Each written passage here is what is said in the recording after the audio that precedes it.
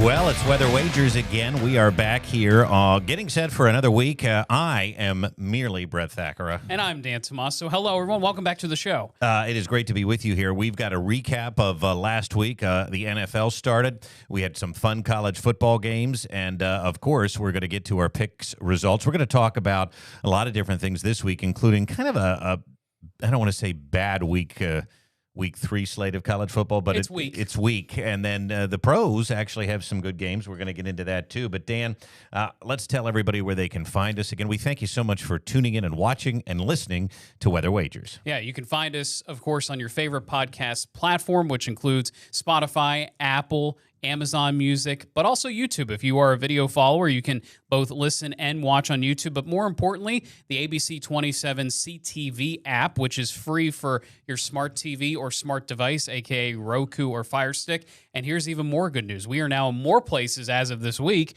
We are now back onto Samsung devices for our CTV app. Yeah, so smart TVs, Samsung, of course, Apple TV too. So we're everywhere. Oh, and I missed Apple TV. So we are literally everywhere. There's no excuse not to find us. No, exactly. And I know some folks watch on YouTube as well. So we're there, and we're happy to get started here. Let's get into it. How we've been working the podcast, and I kind of like this.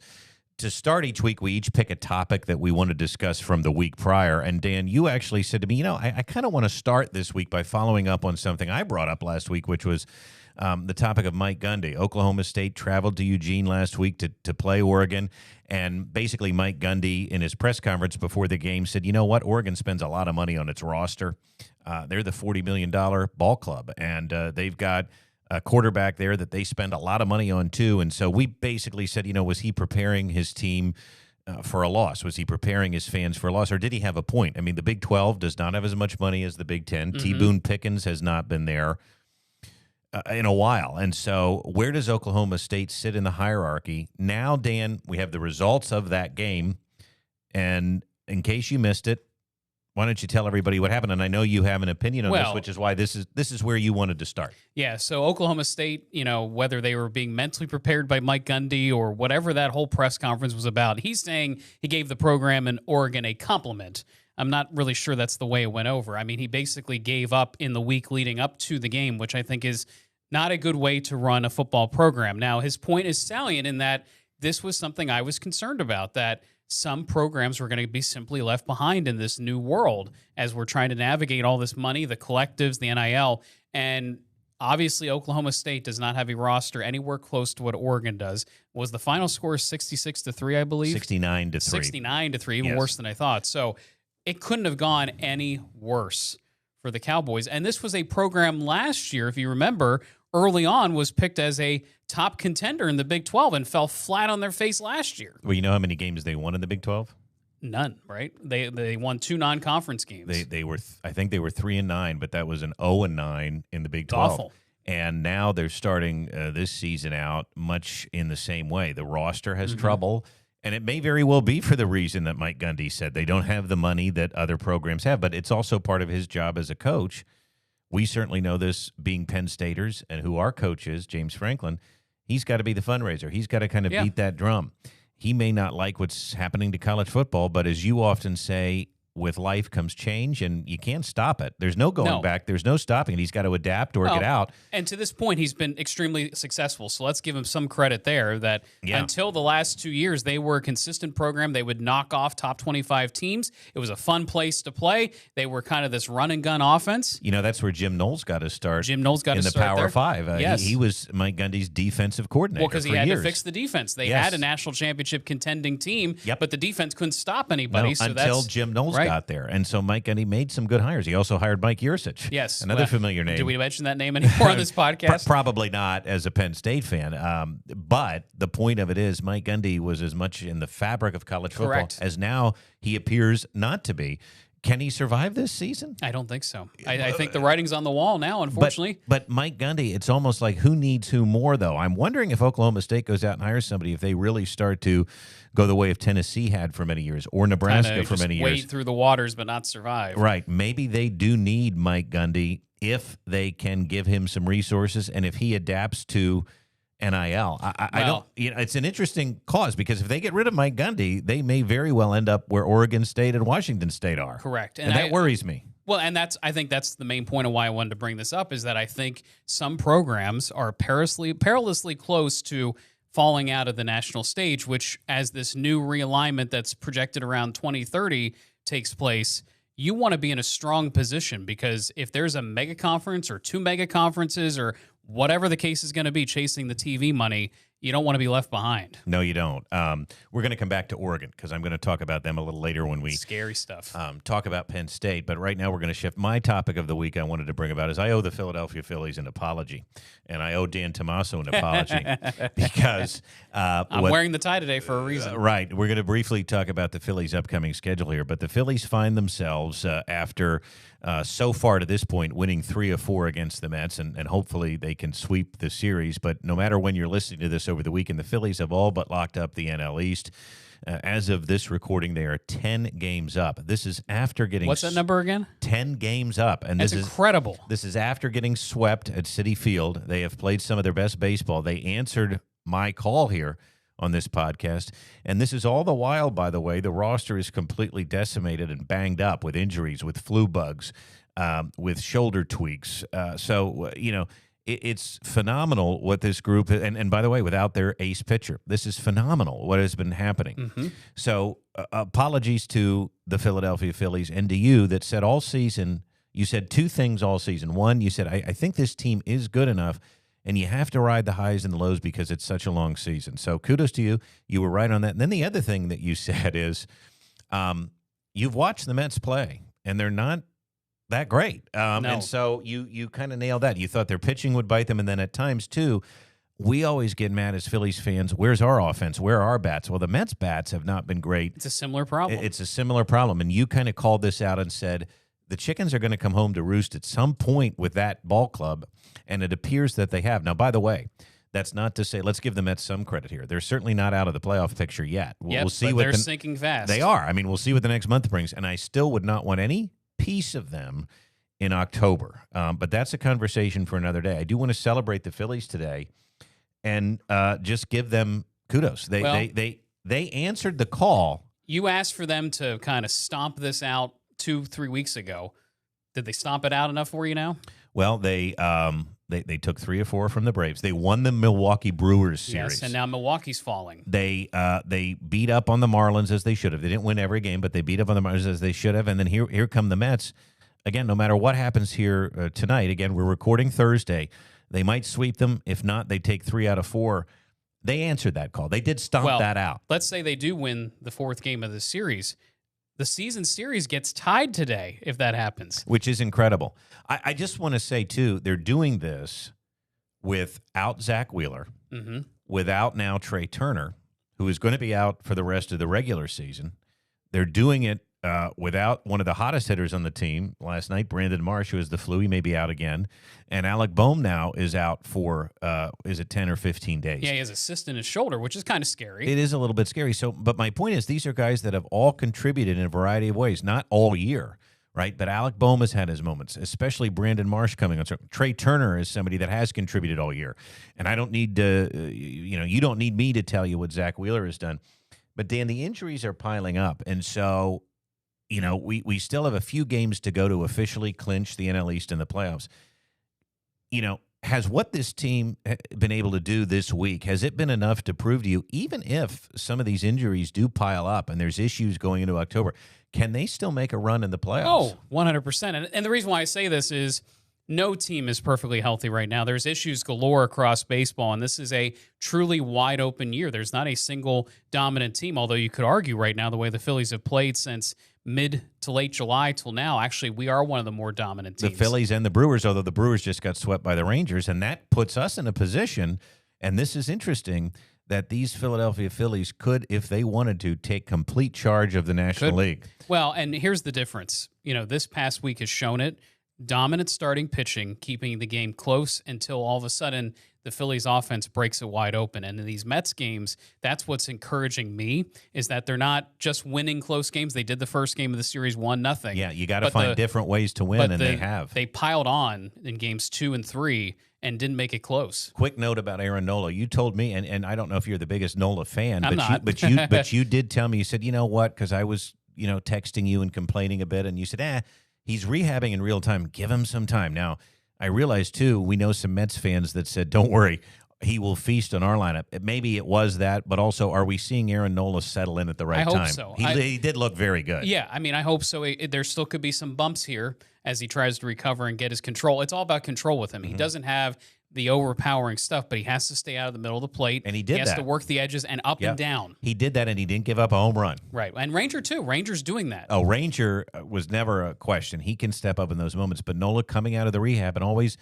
seemingly giving up home run balls even before the rehab, to see him go out there and pitch a shutout 6 innings was very positive. Yeah, indeed. And Sanchez, too, by the way, could finish second or third in NL Cy Young voting. And one other comment before we get to the schedule. How about Mr. Kyle Schwarber? He becomes the second Philly ever to hit 50 home runs. We have to give him his due. And listen, even if the playoff run doesn't go the way we hope, remember this season. They are few and far between. Kyle Schwarber, while he's been in the slump for a couple of weeks, it might be related to chasing the records, by the way. That tends to happen with these guys. Yeah. But 50 home run season, it really reminds me of Ryan Howard at his peak, which we have not seen that since the mid-2000s. No. I mean, again, that's and that's it, right? Ryan Howard and Kyle Schwarber. And not even Michael Jack Schmidt. No, People forget that. He didn't hit 50, but it was Ryan and now Kyle, and what a special season for him.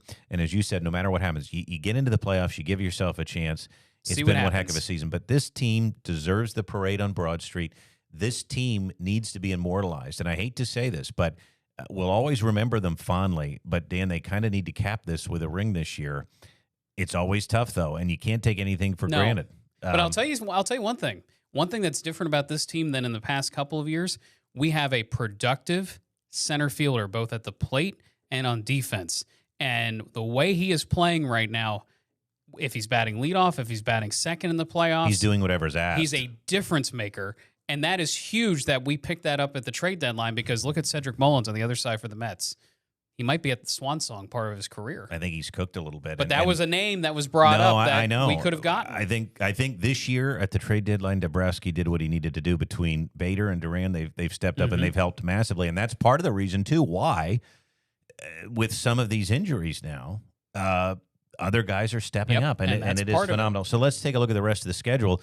We do have to play the Royals. They're pesky, but they're fighting hard for a wild card spot. Yeah, and so none of these teams, by the way, that we're playing coming up, other than maybe the Marlins, can we just cruise past. No. Having said that, I like the way, what a difference in baseball a week makes, but I like the way our team is playing now. You have to. The Royals are this coming weekend. Now, I want to caution Phillies fans. We have a West Coast road trip coming up, and everybody, I don't know about you, but when I hear the term West Coast road trip, I get sick to my stomach. You also have the Dodgers, who are faltering terribly, but they're battling us for the number 2 spot right now. We could seal that up pretty quick. We could, but it's always tough to win out there. And then, the Diamondbacks, they're going to be in the playoffs, aren't they? They're short too. They're short like the Reds and the Giants in the wild card race. Now, but they're hanging fighting. Around. They're hanging around. And they're pesky. Yep. And they would love nothing more, I'm sure, than to win some games against Garrett the Phillies. Stubbs, do not bring up the hot tub in the outfield, please. Please leave it alone. Yeah. Although that hot tub is very interesting, isn't it? Yes, it is. We'll leave it at that. Marlins then to wrap up the schedule board here for us, but. It's not the final game. It's not the final series. Getting close to the end, though. So, now's the fine-tuning. And I just want to bring up this point. Don't be surprised if you see a lot of lineup changes the next couple of weeks, because now is at the point, you mentioned the injuries. You got to get this team to the finish line and make sure we don't end up with a awful result injury-wise. That's right. So for all of you folks that are thinking, I thought these guys were going to talk about football. We will, but the Phillies do play at home this weekend. Let's give you the forecast for it. Again, you talk about some baseball weather. It's going to feel like summer in South Philly this weekend. A little more humidity. A little more, but I don't know about that. Maybe a touch, but I think it's going to be warm. I mean, the temperatures are going to be in the 80s. Now, they play, I believe, Friday evening. That's going to be probably really, really pleasant. Saturday, they play in the evening again. Look at that, 80s, low 80s in Philly. You talk about great evenings for tailgating, great family nights at Citizens Bank Park, and then Sunday afternoon against the Royals. Look at that. Pretty warm.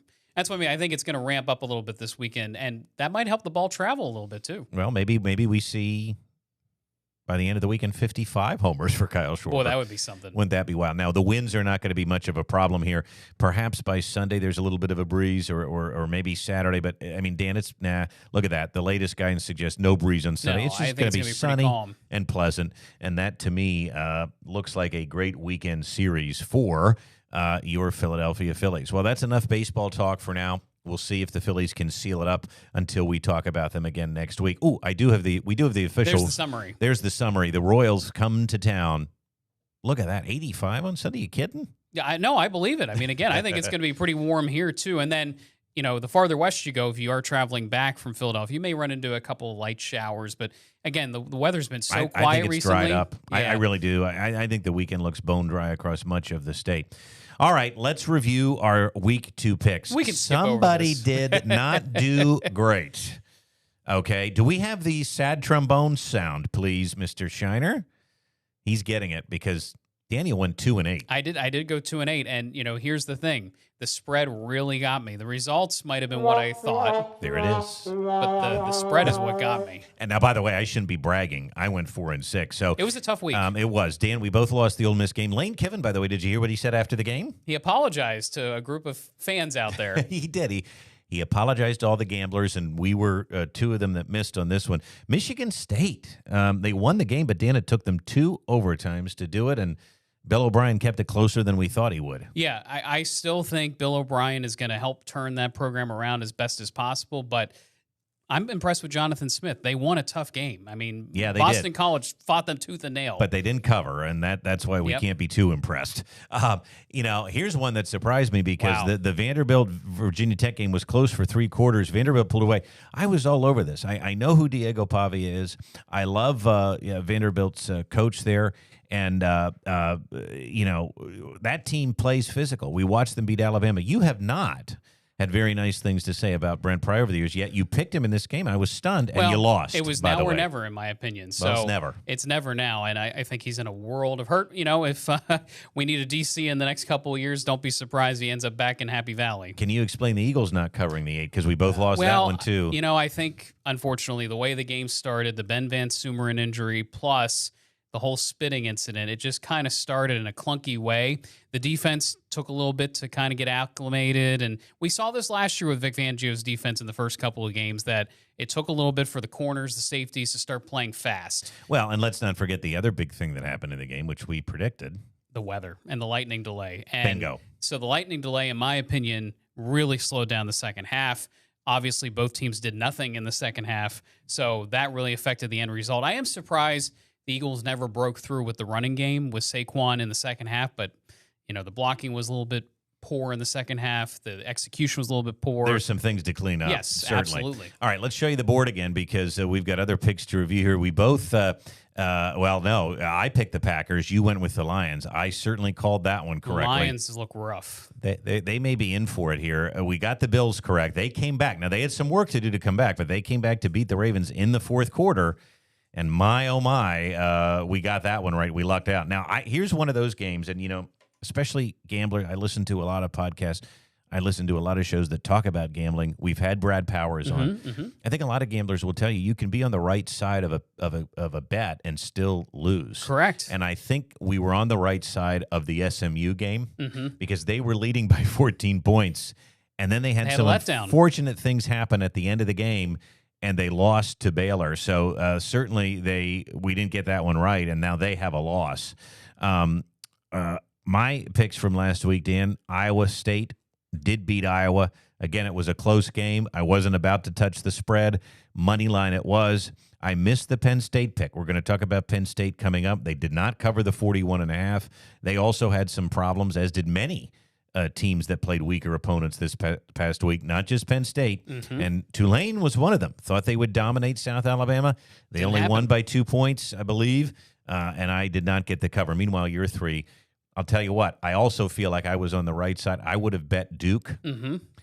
I think Illinois made you look good, but I think Duke made a lot of mistakes. 5 turnovers will do that. And, Bingo. Manny Diaz, I think has a little bit of work to do, but I think they're trending in the right direction. And speaking of work to do, I was thinking Kansas was moving on the right track. Obviously, we didn't have enough data yet. They didn't cover the 6.5 point spread. Bo Perebula looked good, didn't he? Yes, he did. Yes, he did. And he engineered a comeback. Yes, he did. And then they took off after that. And Arizona State, one of the weird games of the weekend. Clearly, their ringing of the cowbells on the sideline the week prior didn't do much against Mississippi State. They came out flat and then couldn't catch up. Jeff Levy may have something there this year. We'll see. He could maybe win a few games that they aren't expected to. Tough schedule for them. Tough schedule, but again, look out. Arizona State was in the playoff last year. Yeah. So, one of the things that we talk about here, Dan, is that, we have now a tie record. Because you did so poorly, I gained a couple of games on you. We are both in even 500, okay? 11-11. And against the spread, I'll take it. Yeah, against the spread, I think, is the big thing. So just keep that in mind that when we look at the games, we're looking at the results, but we're also looking at the spread, which is what we think can be impacted by weather. Well, I like it. Do we still need a bet? I think maybe a steak dinner is on the line. I like the steak dinner idea. Okay, I'm talking like, we want to go to filet mignon. No, well, filet mignon, but a nice, old-fashioned. Now you're talking. Yep. And I want to go to like a nice place too, not like get the demi glaze on top of it, right? And yeah, the mushrooms. What's that place over in Hershey? Well, there's a few. Reveille. Yes, revelry. I can Revelry. never say it. Yes, Revelry. I can never say it correctly. It's That's kind of what like I rivalry. I struggle with that word too. Rivalry weekend. We might be eating a steak at Revelry. There we go. That's a tongue twister. Okay, Dan. I want the winner I want the loser to buy the winner dinner. You're on. Okay. Can we shake on it right here? Here, let me get the microphone out of the way right, before I drop it. Revelry steak dinner. I'm witness for you all. Yeah, witness. Thank you. Now, we do want to talk about, before we get into some Penn State discussion, a college football team that's impressed us the most over the course of these, first couple of weeks. Dan, a few data points out there. Yeah, let me start with you. What team has maybe really impressed you that, maybe we didn't think about before the season? Well, and now, by the way, this team's playoff odds are starting to become more mainstream. But South Florida, by the way, they're in the AAC, not the ACC. So they do have a path that they could get to the playoff potentially.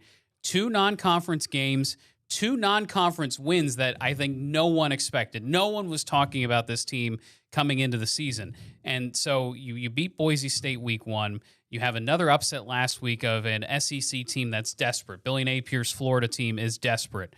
Now the question becomes, can they continue this magic? They have Miami on the schedule coming up. Will the magic continue? I'm not sure, but they could make things interesting. They seem to be playing tough, good football. So I like that. And now that's an obvious one, too, because they're ranked. And as you said, they've got Miami coming up. We're going to pick that game. Mm-hmm. I want to talk about a team that gets a lot of love every year, and they have failed every year to really make anything happen.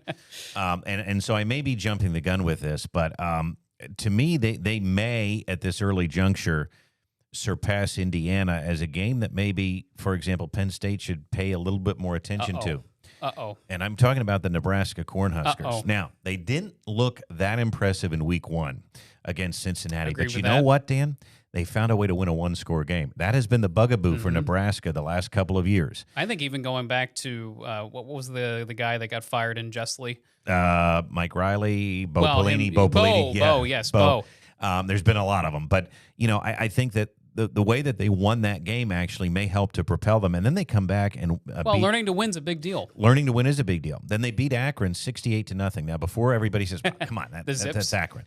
Look, I get that it's Akron, but there was a halftime speech of the coach. Matt Rule. Matt Rule, thank you. My brain was leaking. Matt Rule, that leaked, and he basically revved these guys up, including the defense. And he said, it wasn't really enough to win. They needed to preserve the shutout. They needed to go out there and play. And the speech that leaked, you thought, boy, there's a coach. Yeah, he gets it. And guess what? They preserved the shutout. We know how hard it is to shut things out. We're going to talk about some concerns we have with Penn State in a couple of minutes here. But one of the things we were both impressed about was that Penn State held on to the shutout. And so when you look at the teams that were able to shut teams out this past weekend, Nebraska was one of them. It's impressive no matter who it's against. And so I'm just wondering, can Nebraska keep this going as they move into Big Ten play? I'm just saying in the first 2 weeks, I like their They're passion. more impressive than Iowa right now, in my Well, they're opinion. more impressive than Iowa, and I think a tad more impressive than Indiana. So Yep. my point is, I like them. Now, we've asked Dave Shiner to weigh in. Dave, who's your team that's impressed you the most in college football so far this season? Well, I got to say, because I was going last, I picked 3 teams thinking that, I have a fail-safe no matter what. So, I kind of went chalk with this. And the 3 teams I picked were LSU, FSU, and OSU. And you know what? Wow. They all have a reason to be in the spotlight right now. Obviously, LSU, with their week 1 win against Clemson was not really thought that was going to happen.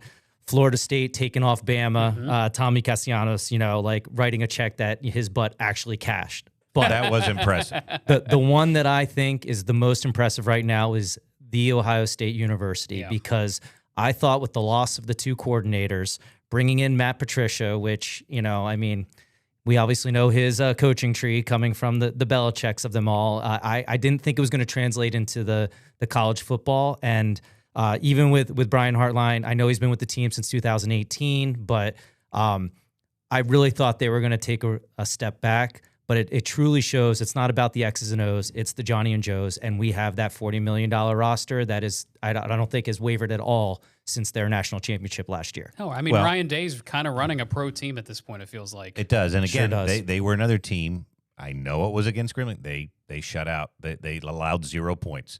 Penn State allowed 0 points. Nebraska allowed 0 points. Yep. It is It impressive. does matter. And putting up 70, even if it is against Grambling, anytime you can get 70 points on the scoreboard, you're doing something right. I think that's what Penn State fans are a little angsty about this week. So, nope, great picks. And, again, I don't think going chalk is wrong. You can say that even though it's been 2 weeks, Ohio State has looked very impressive, and they certainly have.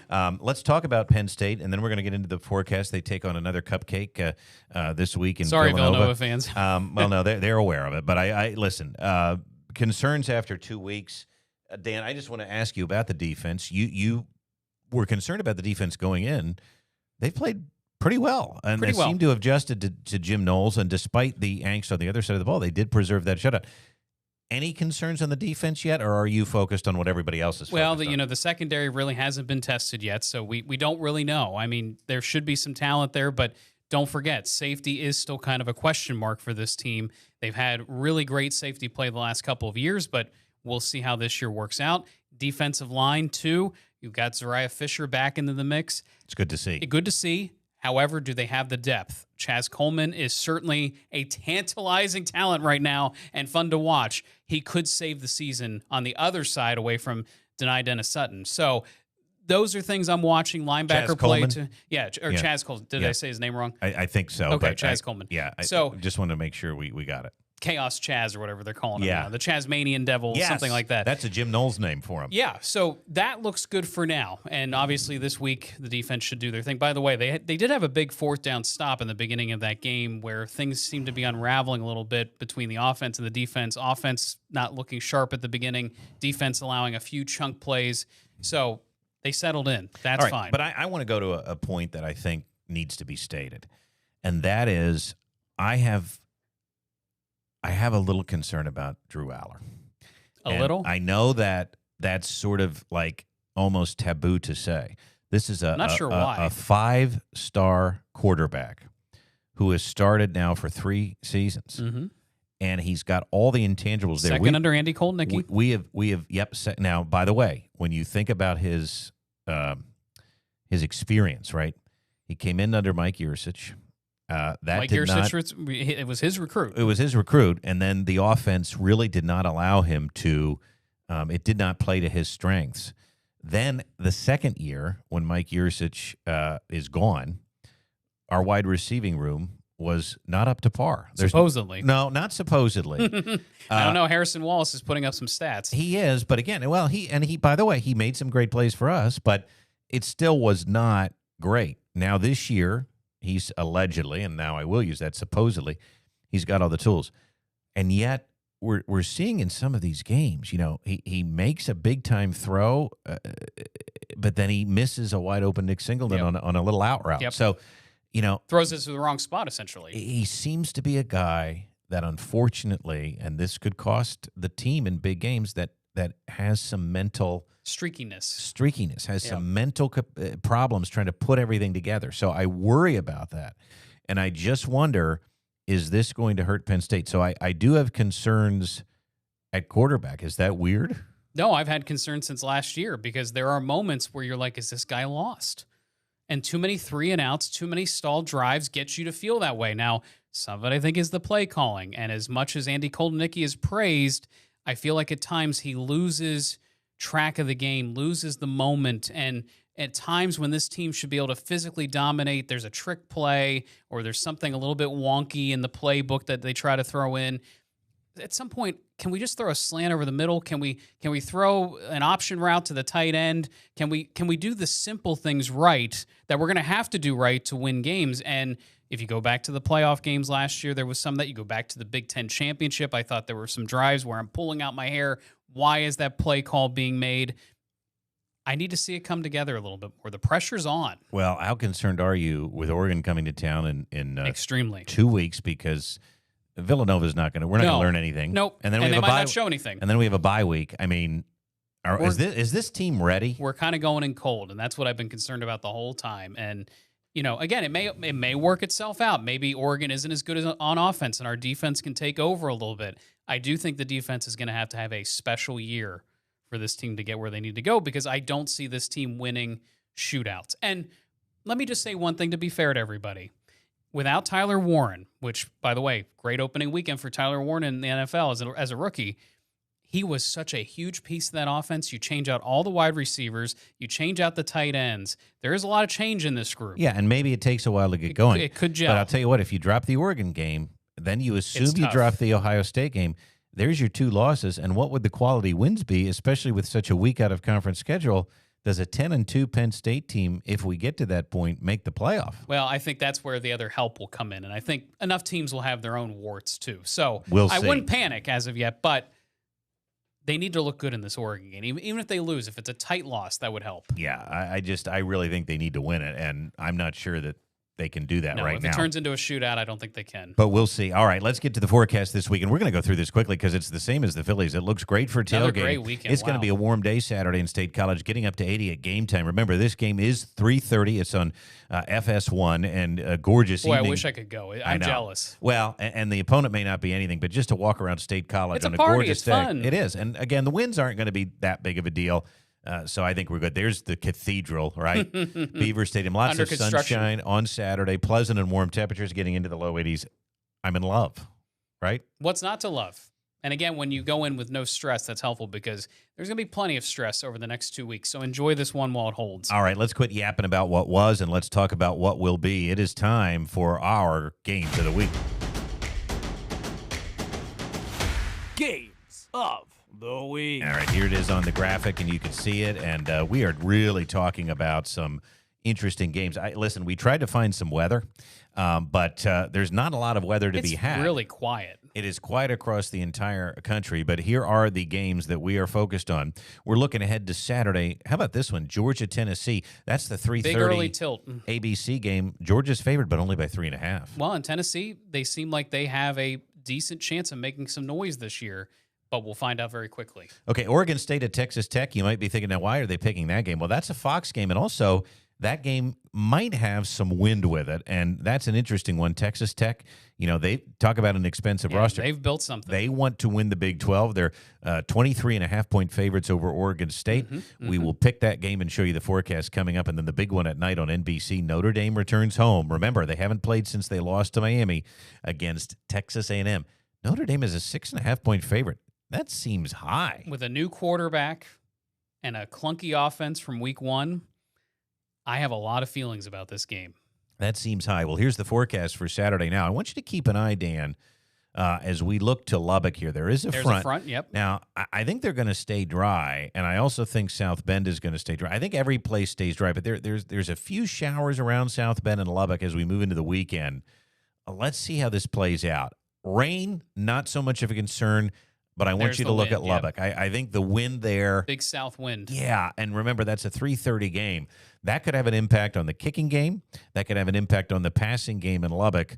on Saturday afternoon. Other than that, though, everybody else looks quiet. So we just wanted to pick some of the bigger games. Now on Sunday, the games of the week in the NFL, Bills and Jets, 1 o'clock on CBS there in New York. The Bills are 6.5-point favorites. Now that line seems pretty smart to me. It seems pretty smart, but the Jets didn't look bad week 1. No, they didn't. They played the Steelers tough, but And the Bills just played a heck of a physical game. that was a game that went over, which surprised me. The Steelers and the Jets, the Seahawks and Steelers. Then that's an interesting game.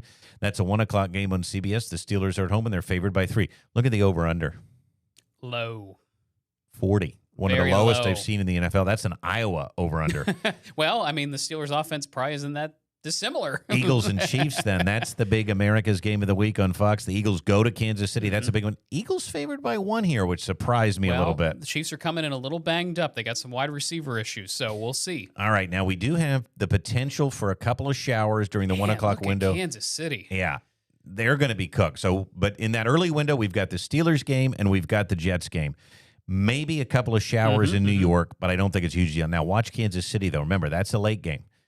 Could get some showers or maybe a thunderstorm there. Look at the temperature. Wouldn't that be lovely? Another lightning delay. I'm telling you, I'm not ruling it out. No, Look at that. I'm not either. Yeah. I think the Eagles could have some weather again in Kansas City. And look at the temperature here. That could boil up some thunderstorms. It may be a little bit unbearable to play that game because then as we head into Sunday night, again, they're right ahead of that front. I'm a little concerned. And I also, Dan, think because of that, look at the winds on Sunday afternoon during that Eagles game. Yeah, will Jake Elliott be out there for a 58-yard field goal this week? I don't think so. 10 to 20 mile an hour winds. Look out there. I think that's fascinating. So here are the picks for us. I am going to pick Georgia. I like Tennessee, but I think they're a little bit of a popular underdog with the betting public this week. I think this is where Getting a little too much attention. Right. I think this is where Kirby Smart says, we're still your daddy. And Kirby, who's everybody's daddy, is going to come in and show them just that. 3.5, I'm going to lay those points with Georgia. Well, I don't like the points because I could see it being a field goal game. So that's why I picked money line. I think Georgia gets it done, but this is a very big early season test for Georgia in a hostile environment. Oregon State is a team that, again, we wish was still relevant, but they're not. Again, keep an eye on the wind situation, but we both are going Texas Tech here to cover, right? Yeah, this is going to be, I think, a pretty big point game for Texas Tech. And they need these non-conference games because the Big 12 is going to be hard. Well, and they want to impress the committee. They want to impress the committee Correct. too, and I hate to say it, that will count. I mean, Points. whether you like it or not, that 34-0 win over FIU, where we saw some problems to the voters, to the committee, it's 34-0, Yep, and it looked fine. Now, here's our first big difference: Texas A&M going into Notre Dame. Now, Notre Dame has some issues in the first game against Miami, but they're favored by 6.5. They're at home. Somebody knows something. I think it's a big spread, but I am going to pick Notre Dame to win money line. So you mentioned the problems Notre Dame is facing. I think they're big problems. The offensive line, the change of quarterback. I think it's going to take a couple of games for them to gel. And by the way, Marcus Freeman tends to have trouble early in the season. I don't know what it is, but don't forget Northern Illinois last year. This could be a clunker for them. And unfortunately for Notre Dame, their schedule is not very strong this year. They really need this one, and I don't think they get it. Okay, well, that's part of the reason, too, why I'm picking them. I think they're going to come through, but that's a different. That's going to be a fun one to watch. We both are picking the Bills to cover. That is a big spread, I suppose, if you believe the Jets are better, but I just think the Bills are too strong. Well, the momentum of coming off that late-night win Sunday, I think, is going to carry them. And you think the Steelers get it done? I think the Steelers get it done. I was impressed. I hate to say it. I was impressed with their offense. And by the way, DK Metcalf is a dude, and that could carry them. Well, I think that over-under is actually a little low. I think that sometimes when you get in the mindset of these games, we just saw the Steelers score 34 points, did we not? Right. So I'm going to go over 40 here and hope that I'm onto something. Because I don't know who's going to win. If I had to pick based solely a team in the spread, I would go with the Steelers. I like that pick. But I'm going to go over 40. I think it seems too low. I like it. All right, Eagles and Chiefs, we differ on this one too. You're going with the Birds, and listen, I do not pick with my heart. I pick with my mind and my brain, and I just think the Chiefs are already down a game in the division. They want to win this and prove that they're still a force in the AFC. They're coming home. They're going to Arrowhead. They get back on American soil. I think they're going to win the game. Interesting. I think the Eagles are poised for another run, and I think it could really kind of. I think this will be a game where they put it together. That's what I feel. Okay, well, I hope they do. I mean, I hope I'm wrong. But if I'm not, I'm going to gain another game on you. All right, let's move on. And now it is time to go under the radar. Under the radar. So we actually discussed a couple of NFL games for this, but we landed on a pretty decent, what we think is a game. It's a fun one. Yeah, not a lot of people are talking about, and it's our old buddy Manny Diaz again. There he is. These are two teams we've talked about a lot because we had that interesting Illinois-Duke game, and then I've been all over the green wave. You texted me this morning, ride that green wave, buddy. Tulane is now a 1-point favorite. Yesterday when we talked about this game, it was a pick. Yep. Tulane is now favored. The over-under is 54. Could be a very fun game in primetime on the Deuce. Well, and by the way, this is a big game for them if they plan to be in that conversation for the 12-team playoffs. So, yeah, it's a home game. It's a big one for them. You think they're going to get it done? You're a big fan. I think I picked Duke here because I think, Dan, that Duke showed me enough in the loss to Illinois that if they clean up their act, and Tulane, remember, struggled against South Alabama. They did. I think the Dukies get it done, actually. I do. Wow. How about you? I'm very torn about this. I always like going with the home team, but I do like what Manny Diaz is doing. I'll save my pick for the end. All right, let's go to Brett's best bets this week. Time now for Brett's Best. I think you'll like these, Dan, because we did not discuss these here, and we're going to go rather quickly here. I am going to go Oregon at Northwestern because I just think Oregon's a force. We got to watch them, too. Northwestern might be a team like Oklahoma State, hurting. So I think Oregon covers. Being left behind. Huh? Yeah, that's the big noon game. I guess there was a week slate this week, so Gus. We'll call it Little Noon. But Gus Johnson. Oregon I'm going to lay the 28.5 and think they get it done. Now, same thing here with USF. Listen, wow. I'm going to pick Miami to cover that. It's a big number, and USF is a good team. But here's my issue. I think at some point they're going to run into a team Reality's that is going to set in. Exactly, sure. And I think this is the week reality sets in. They're probably physically banged up. They played a tough SEC squad in Florida. I just think this is the week reality sets in and Miami gets them, and that's a CW game. I just wouldn't be surprised if they cover. I really wouldn't be. Well, I wouldn't either because I do think they're good, but I just think at some point it runs out. Okay. And I think it's this week. So, again, I'm trying to go with reality here. Okay. And then finally, the Broncos and the Colts. Listen, I like the Broncos a lot, but Tyler Warren and that Colts team impressed me. Now, by the way, the Colts are at home. The Broncos are only 1.5 points. I think the Colts is a good bet here, money line. This might be a question some of our listeners don't know. Who is the starting quarterback for the Colts? I did know this. You're going to have to remind me. Daniel Jones. Oh, that's right. Our old friend from New York. Giant lore. Yeah, well, they look pretty good. They did. But is it a flash in the pan is the question. We're going to find out. All right, let's get to your dandies this week. It's Doppler Dandies. I think some people are going to see this list and be concerned that I'm not understanding college football, but you're going all college, too. Yeah. Troy was so interesting last week. I thought they were going to do it. I thought they were going to knock out Dabo, and Dabo was going to be They would have really made you look smart with kind of saying Dabo's been overrated, Clemson's overrated. They almost made you look smart. Yeah, they gave up too many points in the second half, but otherwise they jumped out to a 17-point lead. Memphis is favored in this game. Memphis better watch themselves. I'm just telling you. Oklahoma, at the time that we put this together, was a 23.5-point favorite. Not to spoil this, but you did pick them to cover. You're going to pick them, but now they're down to 21.5. Are you concerned by that, or does that make it? Does that make your pick easier? I think it makes my pick easier. I think Temple could keep it close. Temple is 2-0. They haven't played anybody yet, but it is a home game, and I was seeing online on social media that people are trying to pack the link for this game. That hey, there is a decent team coming into town. Give the Temple Owls a little bit of credit. I think their head coach might be trying to turn things around a little bit. And then the other story, I almost picked this team for the team that I'm watching. Missouri State getting a little bit of love on the national stage, but SMU now needs to win. 28-point favorite. 28-point favorite. I will take it because I think they need to make a statement after last week's debacle. I was going to say they lost to Baylor, so let's get to our final picks. And I really think... Final picks. I really think that, again, there's some chance to make some hay here. if everything goes our way, Dan. But why don't you give everybody a recap? We're both picking Georgia. We're both picking Georgia. Like I said, I think it's a field goal game, so that 3.5 scares me a little bit. We're both picking Texas Tech to roll down the plains and cover the points, even if weather is a little bit of a factor. Where we differ is who we pick in that Notre Dame game, the big one against Texas A&M at home. You like Notre Dame. I do, but the line is you have weird a crush to me. on Marcus Freeman. Well, who doesn't? He's a very good-looking man. But the Notre Dame 6.5, that's weird to me. So you're going with the full upset. Texas I'm A&M going with the money full line. upset. But is it really that much of an upset? Because Texas A&M is supposed to be improved. They also spend a lot of money in NIL, and Mike Elko is a darn good coach. He is. It's going to be a fun game. And Yep. that is the primetime game over on NBC. Bills, we both like them. We're laying the points. Now, I'm taking the over in the Seahawks-Steelers game of 40 points, and you're taking the Steelers -3. I'm taking the Steelers -3. Again, they impress me that they seem to have an offense right now.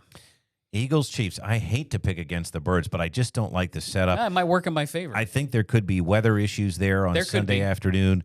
The Chiefs are coming home. It's hard to play in Arrowhead. The Eagles had some stuff to clean up, too, and I don't know that they can clean it up but in a let week. me ask you something. Do you remember what happened the last time these two teams played? I do, and I think this is a revenge game. Vic Fangio had their number on defense, and I feel like both offense and defense in this game, the Eagles are going to put it together. Well, their tight end is engaged now. Well, that did happen, didn't it? It did. We are, in fact, both going Duke money line in our under the radar I game. ended up picking Duke. Tulane scared me a little last week. I still think they're up for a playoff spot from the group of 5. They have to obviously watch out for South Florida, but listen, I think Duke can get it done here. They are on the road, though. They are on the road. Manny Diaz, this would be a nice little feather in the cap. Okay, I'm picking Oregon to cover. No explanation needed. They're playing Northwestern. Miami, I think they get South Florida and knock them down a peg or two. We'll see. That could make me look foolish. But then the Colts, I'm going to go +1.5. I think they can win outright, but I will take them to cover that spread and win that game. Well, and I'm looking at Memphis getting the job done, but they better watch out. Troy, again, is a formidable foe, even if it isn't your traditional school that you're concerned about. Oklahoma has Brent Venables found something. This John Mateer guy looks really, really good. That Michigan win should give him confidence. Yeah, the Michigan win should give them confidence. Now, is Michigan any good? We'll wait and see. It's still a helmet, though. They beat a good enough team, and they need it coming off of last year. Yes, SMU comes back this week, gets a win, keeps moving on, keeps chugging along. It's a lot of points. It is. Danny. It That's is a lot of points. I'm just saying. But that is going to be the show this week. We're 11-11. We've got now a full. This is $100 plus dinner on the line at the end of the year. And if you want us to do any more, please tell us. Because a lot of times, too, when we had our first season, we sort of, if we really disagreed on a game, we would make a side wager. Yeah. And I think we need to do that. We got ideas from people, too. But I also don't think we've disagreed that much. And, for example. It's early, though. Notre Dame, Texas A&M, I'm not sure that's worthy. We're not passionate enough. We're still learning about these teams, so we want to see them. But we do want to hear from you. Our email is weatherwagers@gmail.com. You can weigh in and let us know what you want to bet on. Our Facebooks are meteorologist Dan Tomaso, meteorologist Brett Thacker. I am Brett Thack, ABC27 on Twitter and Instagram. Give us a follow. Yeah, give us a follow, please. Follow the show. Let us know what you're thinking, what you're feeling about these games. And again, weather, was quiet this week. It's not going to be like that every week. As we get deeper and deeper into fall, you're going to have wind, you're going to have chill, you're going to have potentially snow and cold rain. Just wait, everybody. It'll get more interesting. Keep an eye on Lubbock on Saturday for the winds and Kansas City. That Eagles game could have more weather on Sunday. That's going to do it for us for now. New episodes come out every Thursday, all right, at abc27.com, on ABC27 Plus, and wherever you get your podcasts. Daniel, David Shiner, thank you so much. We appreciate both of you. Weather Wagers signing off for now. We'll see you next week.